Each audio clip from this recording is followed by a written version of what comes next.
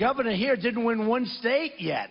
He does this nice, this nice routine. Yeah, I want to be the grown-up in the room. I want to be... But he didn't start out that way. Do you remember the first two debates? He came at me, and I said, wait a minute, what's this?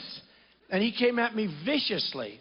He went to Michigan, and I thought he said, because it's a neighboring state, I thought he said he would win Michigan, and if he didn't win, he'd give up and let him be your governor. That was Donald Trump blasting Governor Kasich. One poll shows the Ohio governor is leading slightly in that winner-take-all contest, 40% to Trump's 35%. Former representative from Michigan, Pete Hoekstra, is with me now. Congressman, thanks in advance for the time. We know you support Governor Kasich. He lost in your home state of Michigan. Polling super tight right now with Donald Trump for Ohio. Can he win his home state?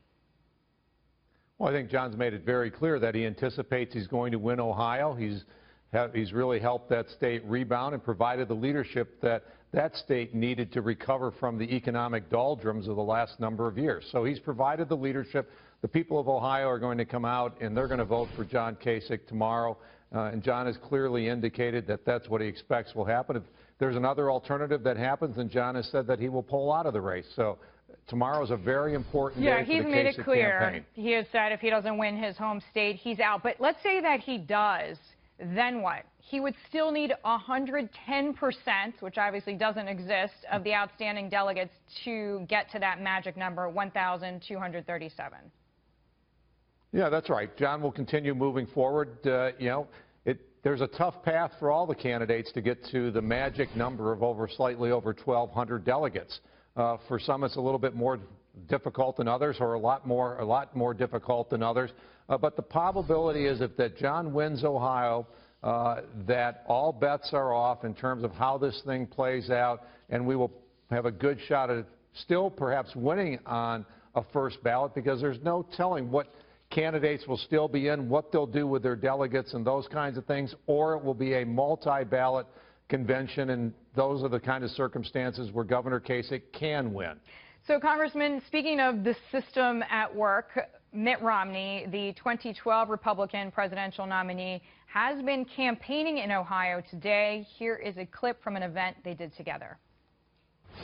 And so you look at this guy, and unlike the other people running, he has a real track record.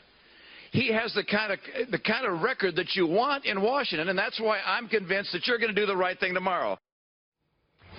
So does Romney stumping for Governor Kasich in his home state help or hurt John Kasich?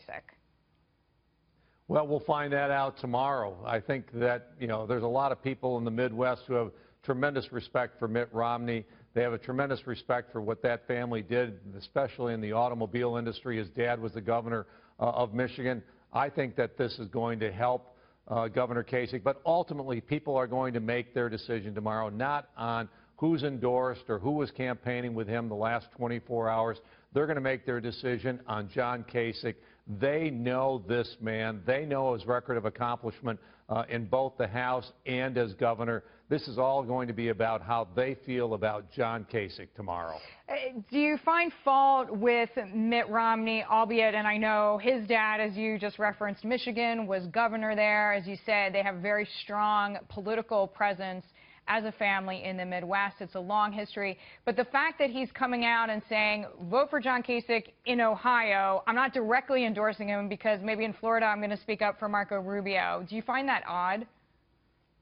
It's a little bit odd. I really wish that Mitt would endorse John Kasich, and really the focus of the party needs to be about electing the best candidate. And I'm not a big fan of this, a group of us unite, and our objective is to stop a candidate. Let's run positive campaigns. That's what John has done. Let's focus on each of the candidates, put the best campaign forward, and then let the voters choose, not try to manipulate the system and try to block one candidate out. At the end of this process, we're going to need all of the Republicans, Democrats, and some independents to get together if we expect to win this election in November.